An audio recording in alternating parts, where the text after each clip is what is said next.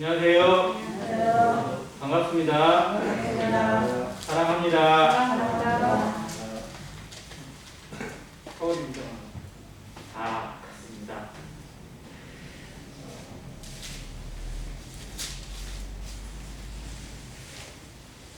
세상에 보여지는 모든 사건들이나 또 주변에서 일어나는 일들이 정말 우연처럼 일어나는 일 같고, 어떻게 보면 뭐가 이렇게 딱 맞아서 일어나는 것 같지만, 일단 지난 역사를 쭉 돌아보면 그 모든 것들이 다 하나님의 손에, 하나님의 섭리 가운데, 또 하나님의 계획 가운데 한 부분이었음을 인정할 수밖에 없습니다.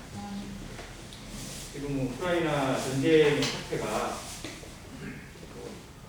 빨리 끝날 것 같기도 하고 어떻게 될지 정말 모르는 그런 상황인데, 가면 갈수록 확전이 될 가능성이 늘어나고 있습니다.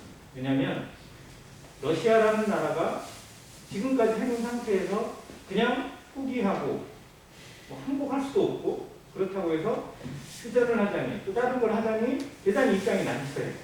뭔가 끝을 보고 싶어 하는데 이쪽에서는 갈수록 지원이 늘어나다 보니까 이제 전쟁의 양상이 정말 좀 앞으로 알 수 없는 그런 양상으로 흘러가고 있습니다.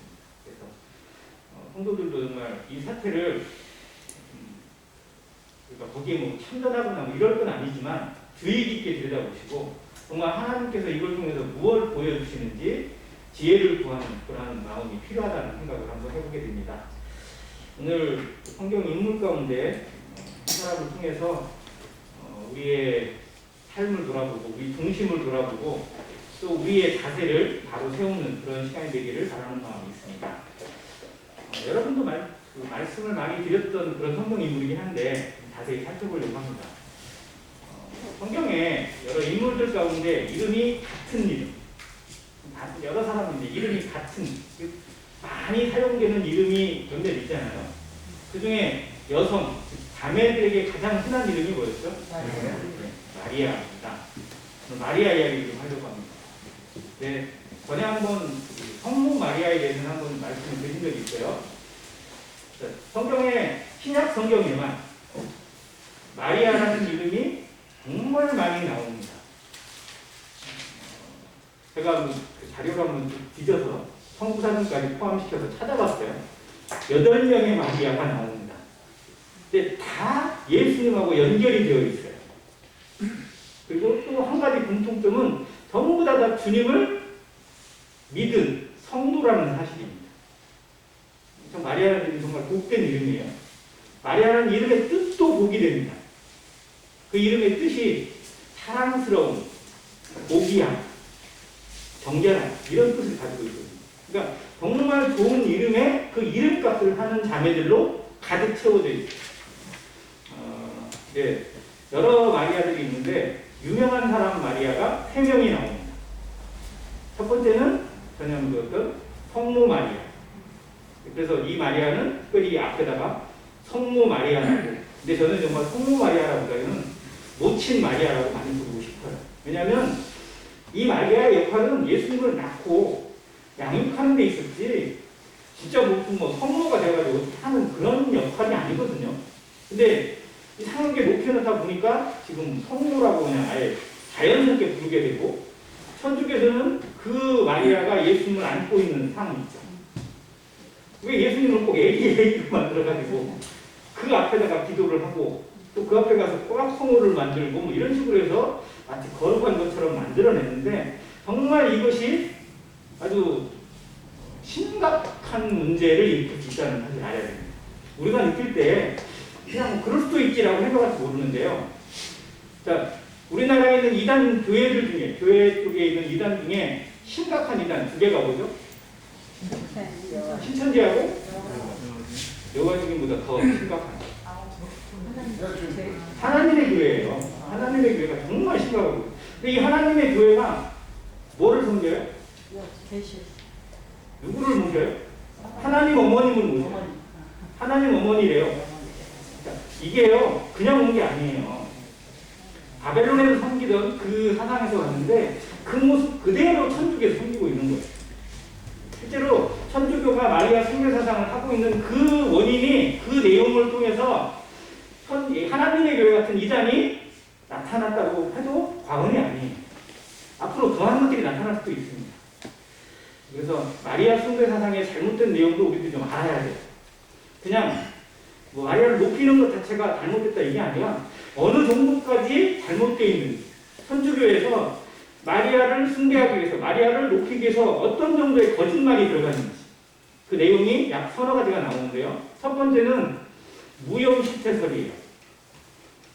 이게 무슨 뜻이냐면 마리아는 태어날 때부터 죄 없이 태어났다는 거예요. 이게 말이 돼야 안 돼요. 성경을 뒤집어 놓는 거예요. 인생에게서, 남자에게서 태어난 생명이 죄 없이 태어났다? 이건 하나님의 말씀을 뒤집는 거예요. 모든 사람이 죄를 범하였으니 하나님의 영광이 되지 못한다. 의인은 없나니 하나도 없다고 로마서에도 말씀하셨는데 이 마리아만큼은 예외라는 거예요. 이게 교황이 만들어냈어요. 무형시태라고 합니다. 죄 없이 태어난 여인, 죄 없이 태어난 인생이기 때문에 예수님을 낳을 가치가 있고 그런 존재가 되었다라고 높여놓는 거예요. 자, 두 번째는 성모 승천설입니다. 자, 마리아는 죽었을까요? 안 죽었을까요? 성경에 죽음은 안 나오잖아요. 예수님 죽은 다음에 죽었겠어요? 안 죽었겠어요? 죽었겠죠. 당연히 죽었겠죠. 왜? 한 번 죽는 건 사람에게 정하신 거니까. 그런데 마리아는 죽지 않고 어떻게 했다? 승천했다는 거예요. 그게 또 교황이 만들어낸 교리입니다. 천주교에서 만들어낸 교리예요. 성모가 승천을 했다는 거예요. 예수님처럼. 그래서 예수님도 승천해서 이 어머니를 자기의 어머니로 모시고 그 앞에 어떻게 보면 굴복하는 듯한 그런 자세를 가지게 된다라는 식으로 가짜를 만들어내라고 했어요. 이게 성모 승천설이에요. 그리고 또 마지막으로 나타나는 게 뭐냐면 천상모우설, 천상화무설이라고 합니다. 천상에서 승천만 한 게 아니라 어느 지위를 부여받았느냐? 하나님 옆자리를 부여받았다는 거예요. 그래서 하나님과 동등한 위치에서 다스리는 존재가 되었다. 천상화무설이. 하나님 어머니라는 단어가 똑같이 적용되는 거예요.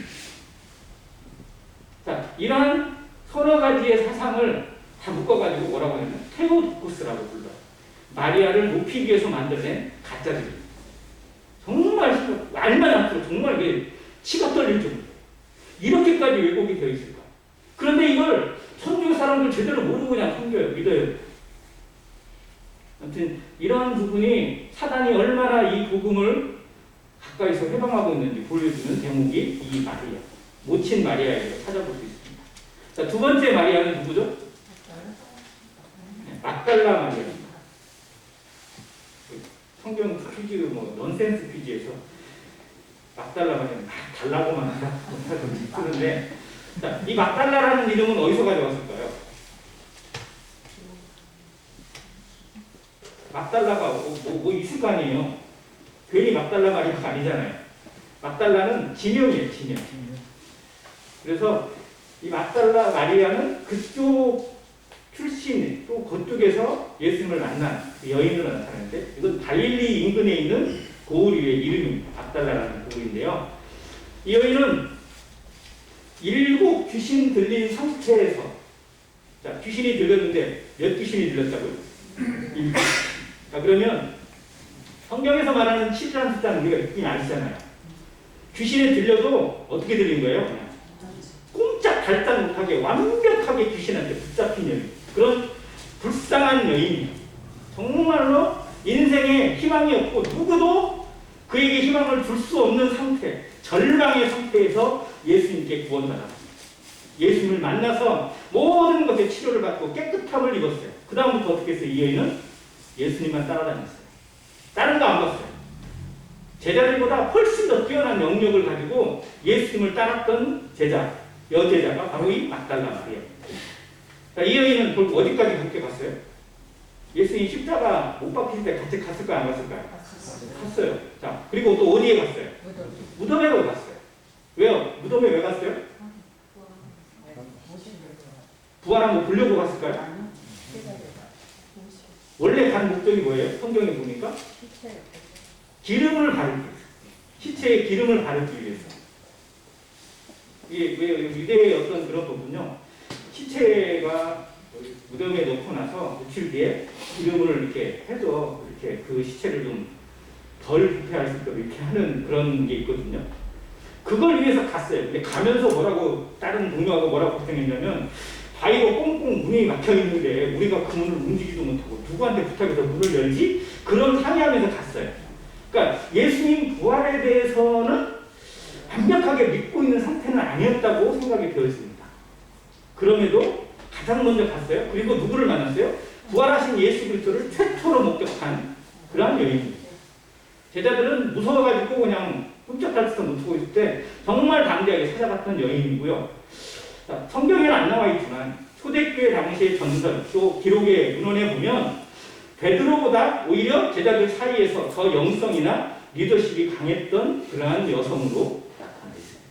물론 여성이기 때문에 뭐 앞에서 나가서 뭘 할 수 있는 그런 건 아니었지만 제자들 내에 어떤 신뢰감이나 사람들에게 주는 어떤 그런 면에 있어서 베드로보다 오히려 더욱 놀라운 모습을 가지고 있던 여인 중에 으뜸으로 꼽을 수 있는 사람이 바로 이 막달라예요.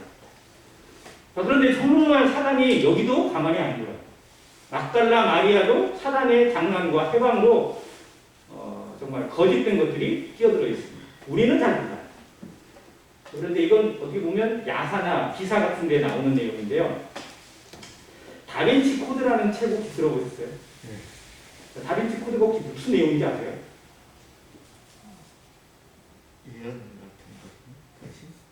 이게 예수님의 어떤 비밀을 파헤치는 건데 그 비밀이 뭐냐?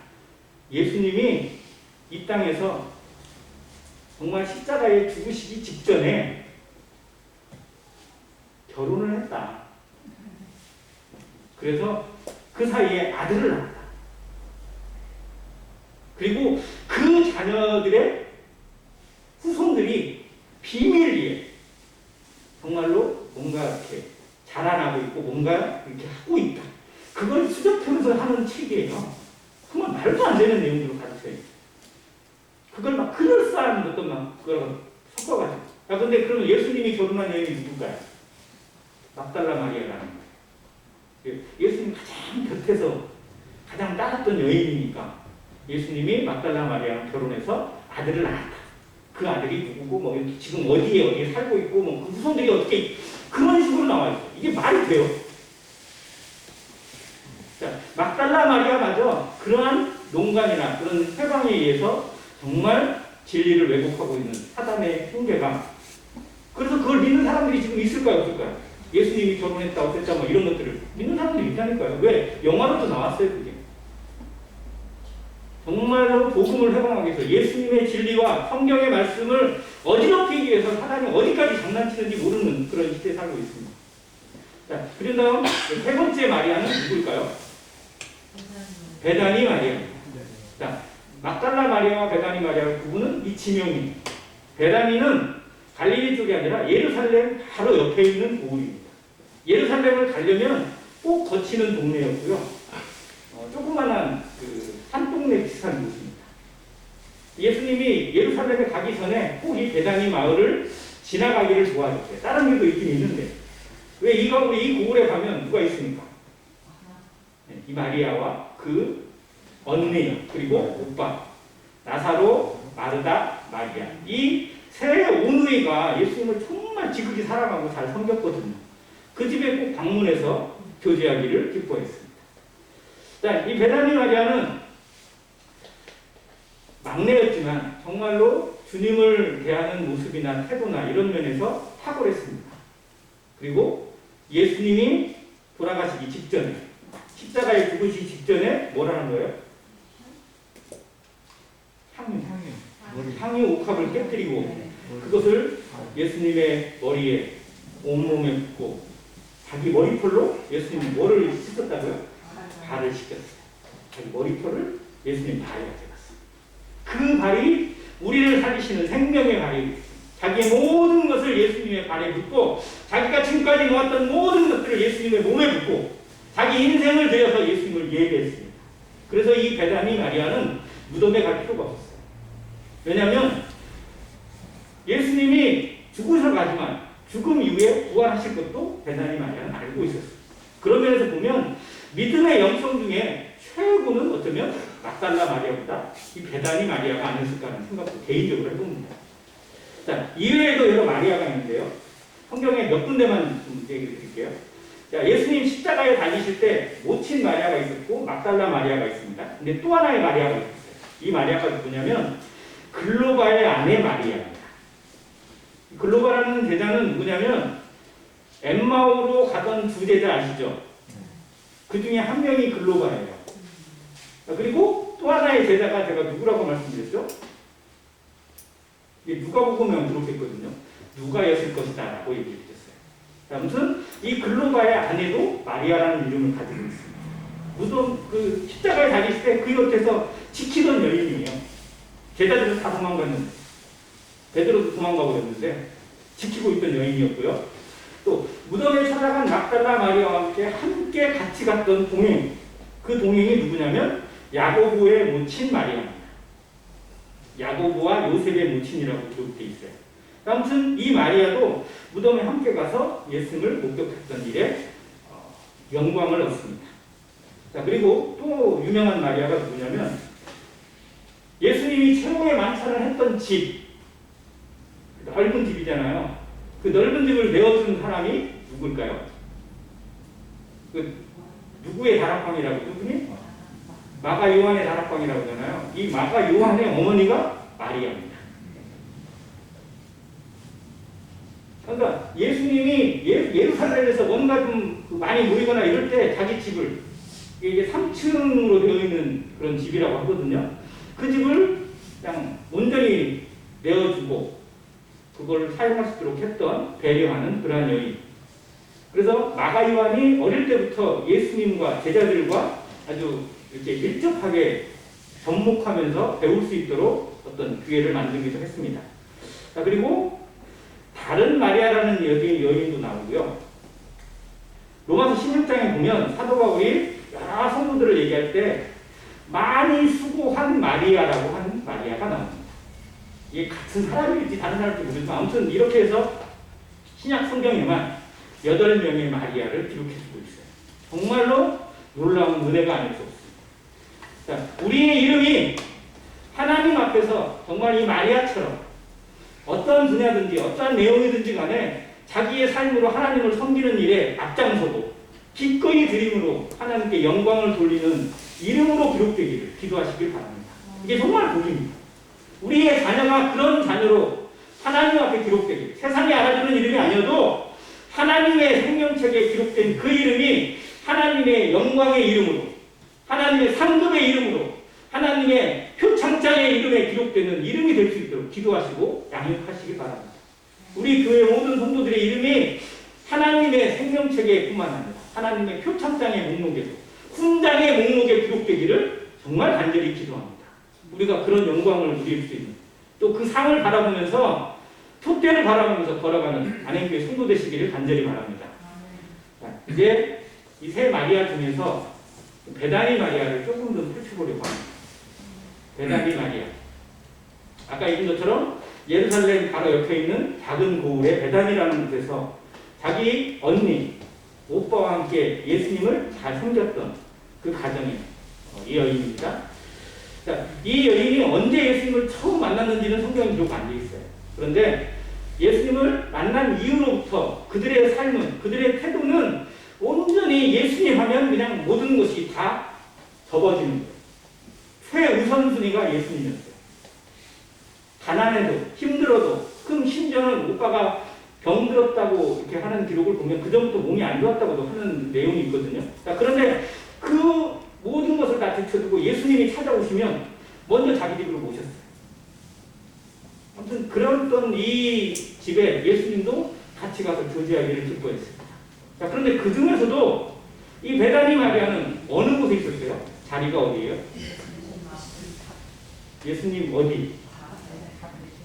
왜 뭐라고 기록된 성경에 발치라고 합니다. 발치. 그럼 발치는 어디쯤일까요? 발끝 어디죠? 그러니까 예수님이 앉아서 말씀을 나누실 때 혹은 서서 말씀을 전하실 수도 있어요. 그때 예수님 발 밑에는 항상 누가 있었던 거예요? 베다니 마리아가. 이게 좀 약간 돈 없는 거 아니에요? 주제 넘는 거 아니에요? 제자들이 있어야 될 자리잖아요. 근데 여기에 정말로 이 여자가 당시에는 어떻게 보면 사람의 숫자를 세는데도 기록이 안 됐던 이 여자가 거기에 딱 자리 잡고 앉아서 예수님을 울어다보면서 말씀을 들었어요. 제 앞자리에 앉는 것이 쉬운 일은 아닙니다. 근데 저는 정말 할 수만 있다면 앞에 오셔서 말씀을 듣기를 권합니다. 제가 대학교 다닐 때 제 자리가 어디였냐면 교수님 있는 그 교탁 있잖아요. 교탁 바로 앞에 있는 자리가 제 자리였어요. 항상 강의실에 가면 저는 그 자리에 앉았어요. 왜냐하면 그 자리는 항상 비어있어요. 늦게 가도 비어있어요. 왜냐하면 뒤에서부터 채워왔거든요. 끝나면 먼저 가려고. 근데 저는 항상 거기에 앉았어요. 근데 그 자리가 제 자리가 되다 보니까 다른 학생들도 다 알았고 저는 거기에 앉아야 된다고 생각을 했고요. 그러다 보니까 습관이 다른 데는 볼 수가 없더라고요. 왜? 교수님 바로 앞에 있으니까. 근데 그것이 저에게는 정말 좋은 습관이었던 것 같아요. 왜냐하면 딴 데 눈 돌아갈 일이 없거든요. 다른 소리가 뭐 물론 많이 있겠죠. 근데 그 소리보다는 앞에 있는 소리가 더 먼저 들리니까. 아무튼 그랬던 모습처럼 예수님과 함께 있으면서 제자들끼리 뭐 농담 주고받고 서로 쑥덕쑥덕대고 뭐 옆에 속에 귀 기울이는 그런 상태가 아니라 오직 예수님께만 집중하고자 하는 태도. 이 태도가 마리아의 삶을 보여주고 인격을 보여줍니다. 말씀 앞에 어떠한 자세로 서 있느냐.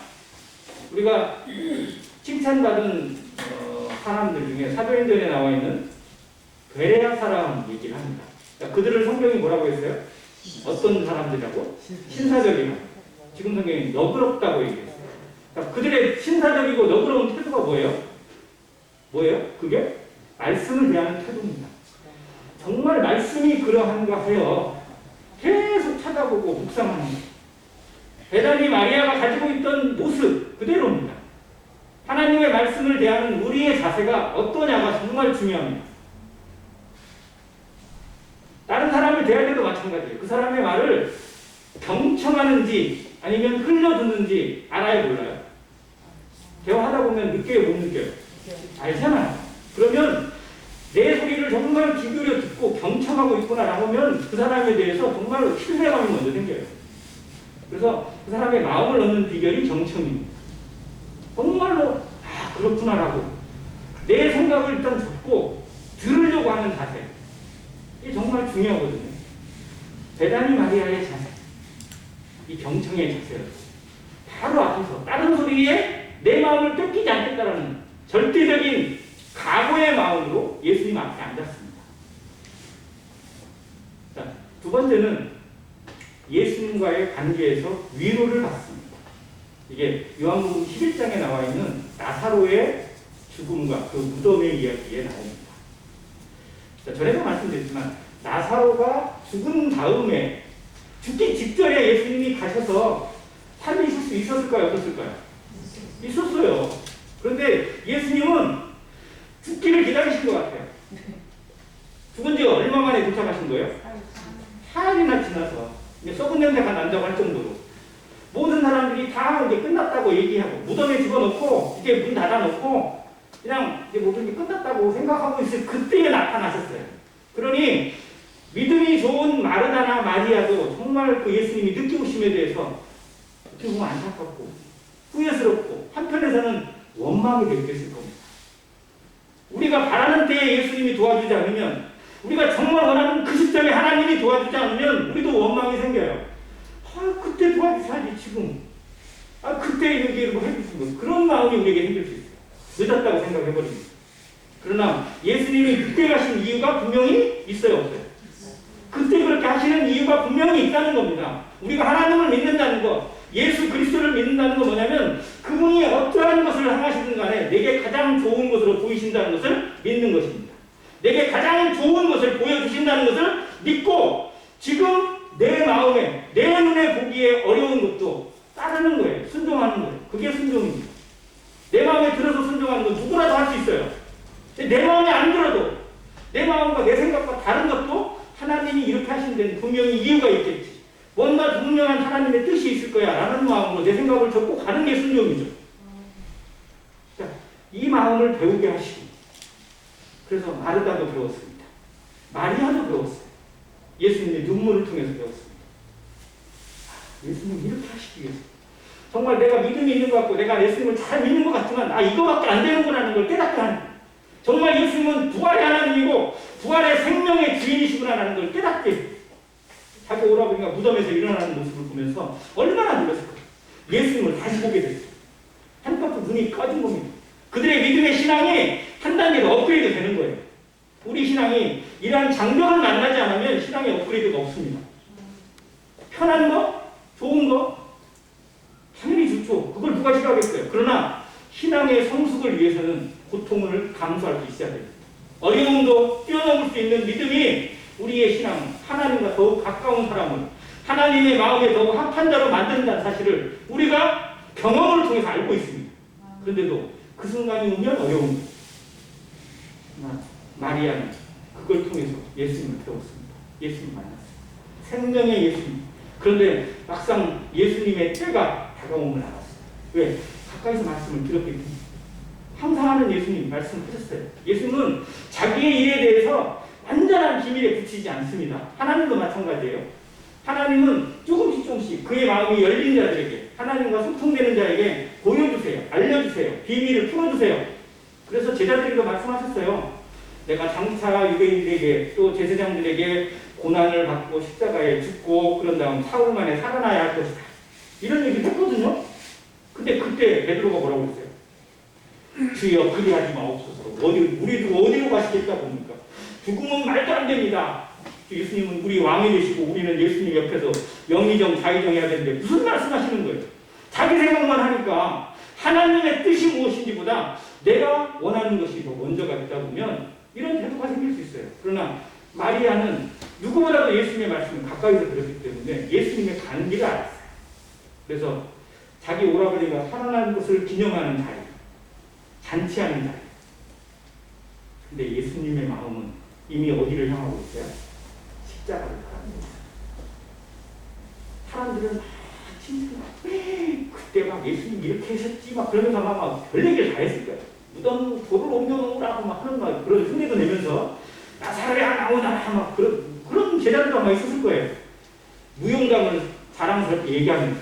그런데 예수님의 마음은 지나가는 과거에 있지 않고 앞으로 다가올 하나님의 그 무거운 십자가, 그 승자, 모든 사람에게 버림받고 홀로 감당해야 될 인류의 모든 죄를 감당하기 위해서 철저하게 버림받고 저주를 받아야 되는 그 자리를 바라보고 있어요.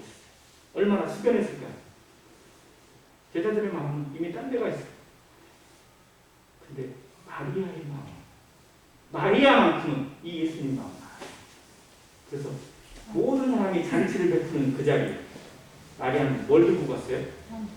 향유를 들고 갔어요. 향유 옥합을 깨뜨렸습니다. 이 옥합을 깨뜨렸다는 게 무슨 의미인지 아세요? 이 옥합은, 이 기름은 누구한테 바르는 거예요, 원래?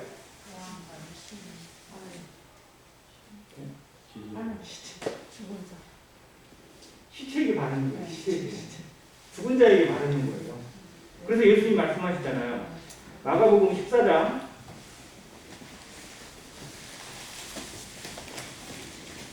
8절 보겠습니다. 마가복음 14장 8절 같이 한번 읽겠습니다. 시작. 그는 힘을 다하여 내 몸에 향유를 부어 내 장례를 미리 준비하였느니라. 자, 여기 향유를 붓는다는 것이 결국 뭐를 준비하는 거예요? 장례를 준비해요. 자, 그럼 장례는 원래는 죽은 자에게 바르는 거예요. 그러니까 막달라 마리아가 기름을 가지고 무덤에 갔던 것처럼 가야 돼요, 원래가. 그런데 예수님은 부활하실 분이잖아요. 죽음을 이기고 죽음이 예수님을 가다놓을 수 없는 분이잖아요. 그래서 베단에 있는 마리아는 부활하실 예수님을 알고 있었습니다. 그러나 우리를 위해서 죽으시고 죄를 위해서 죽으시고 온 세상의 구원에서 죽으실 예수님을 위해서 내가 할 수 있는 일이 무엇일까? 내가 무엇을 드려야 될까? 그분 앞에 무엇을 드리는 것이 마땅할까? 고민하고 그분이 죽기 전에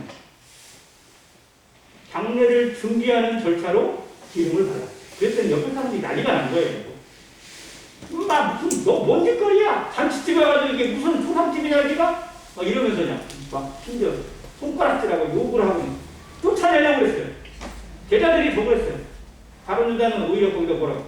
야! 이 정도면 300대라도 되겠구만. 그 차라리 가난한 자에게 나눠줬으면 얼마나 많은 돈이 되겠냐. 이게 뭔 짓이냐? 그러면서 막 마치 예수님을 위하는 것처럼. 그러나 예수님만 이 마리아의 마음을 알았습니다. 자, 성도들의 마음, 성도들이 다 알지 못합니다. 알아주지 않을 수도 있어요. 아니, 오해할 수도 있습니다. 사람은 그럴 수 있어요. 그걸 인정해야 돼요. 그래야 사람과의 관계가 편해집니다. 내가 받고, 내가 드리는 것, 내가 봉사하고, 내가 헌신하고, 내가 수고하는 것이 누구를 위해서 하는 거예요? 사람에게 보이기 위해서 하는 거예요? 하나님께 드리는 거예요. 하나님께 드리는 겁니다. 그 마음을 잃어버리지 말아야 돼요. 사람의 시선이나 사람의 말에 흔들리지 말아야 합니다. 베다니 마리아가 여기서 제자들의 말에 행기를 내고 화를 내고 했다고 한번 생각해 보세요. 뭔 말이야, 내가 니들은 뭐 잘 알지도 못하면서 왜 떠들어, 이런 식으로 제자들하고 싸웠다고 한번 생각해 보세요. 그러면 성경에서 베다니 마리아에 대한 기록이 아마 바뀌었을 겁니다. 마리아는 오직 예수님만 바라봤어요. 묵묵했어요. 침묵했어요. 왜? 예수님은 내 마음을 아시니까. 하나님은 내 마음을 아시니까. 사람은 오해해도 하나님은 아시니까. 우리의 중심이 사람에게 보이는 신앙이 아니라 하나님께만 향하는 진정한 신앙이 되기를 간절히 바랍니다. 마리아가 이렇게 했을 때 예수님이 알아주는 거. 가만둬라. 저가 내게 좋은 일을 하였는데. 너희들이 지금 막 잔치하고 떠들고 칭찬하고 하는 것들이 실상은 나만 아무 관계없고. 이 여인, 이 말이 정말 나의 길을 알고 내 마음을 알고 하나님의 뜻에 순종하는 나를 영광을 소 내게 가장 가치 있는 예배를 드리고 있다. 칭찬했어요. 그리고 그 다음에 뭐라고요? 9절에 내가 진실로 너희에게 이르노니 온 천하에 어디서든지 복음이 전파되는 곳에는 이 여자가 행한 일도 말하여 그를 기억하리라. 옛날 개역 성경에는요, 여기를 기념하리라고 되어 있어요.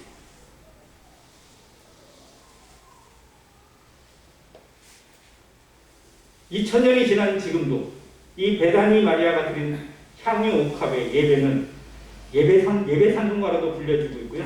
성도들의 입에서도 오르내리고 있고요. 우리의 마음의 묵상 가운데도 정말 가장 아름다운 예배로 기록되어 있습니다. 천국에서는 더할 겁니다. 하나님은 더더욱 아름답게 빛을 내실 겁니다. 우리가 하는 일이 우리가 주를 위해서 주와 마음이 합하여져서 드려지는 이 삶이 다른 사람은 몰라도 상관없습니다. 하나님은 기억하십니다. 하나님은 절대 잊지 않고 기적하시고 기념하십니다. 영광 가운데 드러내십니다. 우리가 바라는 소망이 이거 아닐까요? 누가 알아주는 것, 세상이 알아주는 것, 세상이 인정해주고 손꼽아주는 것, 그건 잠시입니다. 아무것도 아닙니다. 하나님 앞에 내 인생이 어떻게 드려지고 있는지를 계수하면서 정말 이 마리아가 했던 이 모습이 우리 삶에서 하나님께 배워지기를 간절히 기도합니다. 자, 마리아가 이렇게 할 수 있었던 삶의 배경, 첫 번째가 뭘까요? 말씀을 대하는 자세에 있습니다.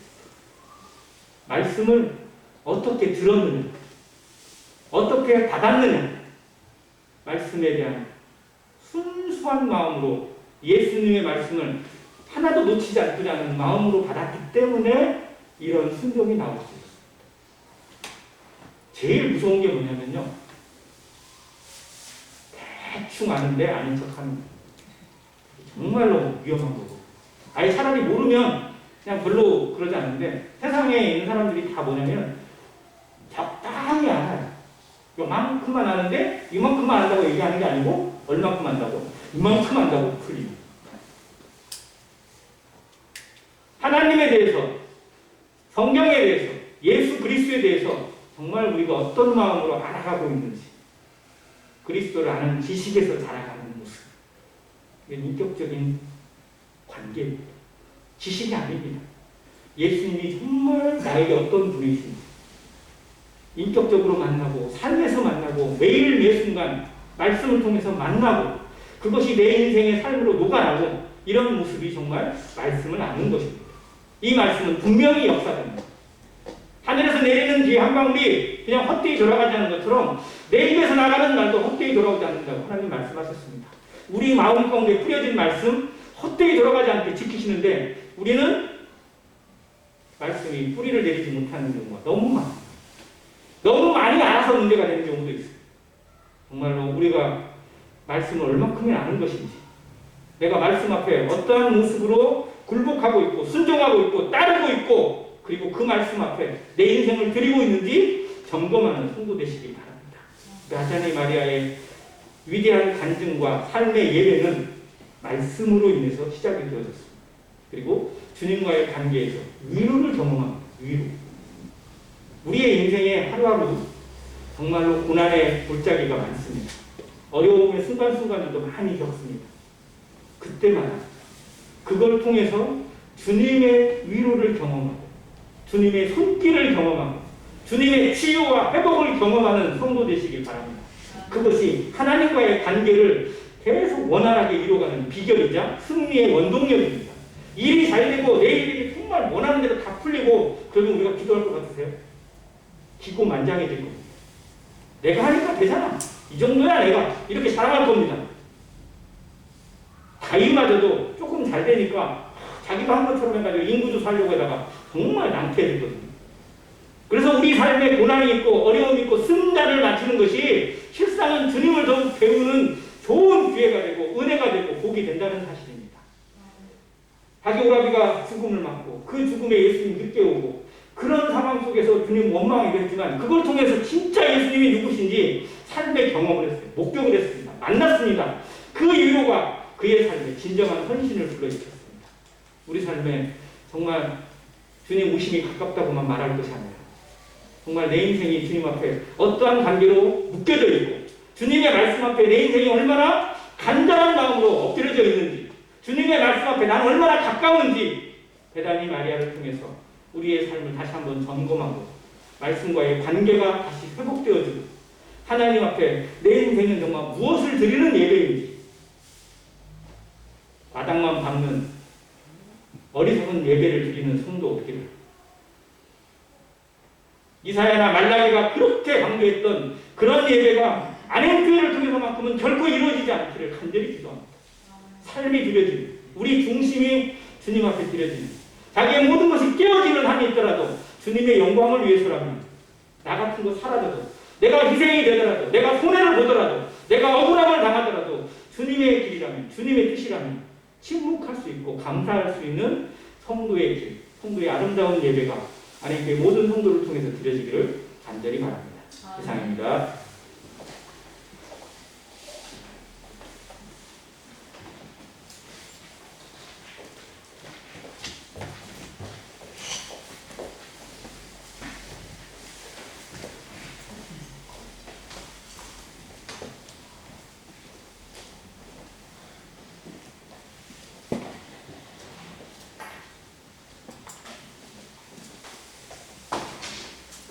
말씀 감사합니다.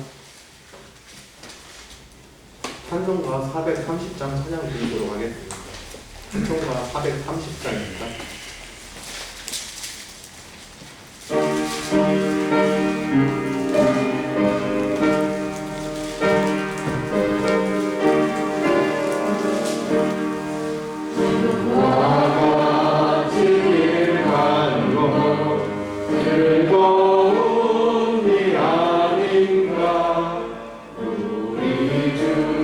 주님 걸어가신 알자취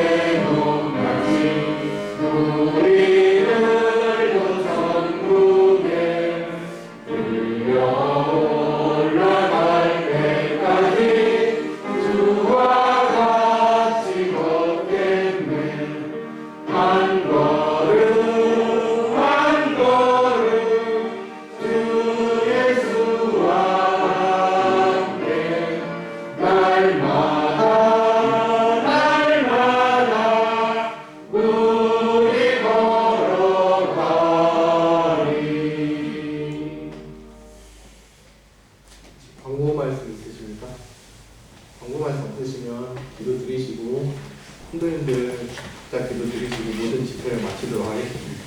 기도드리겠습니다.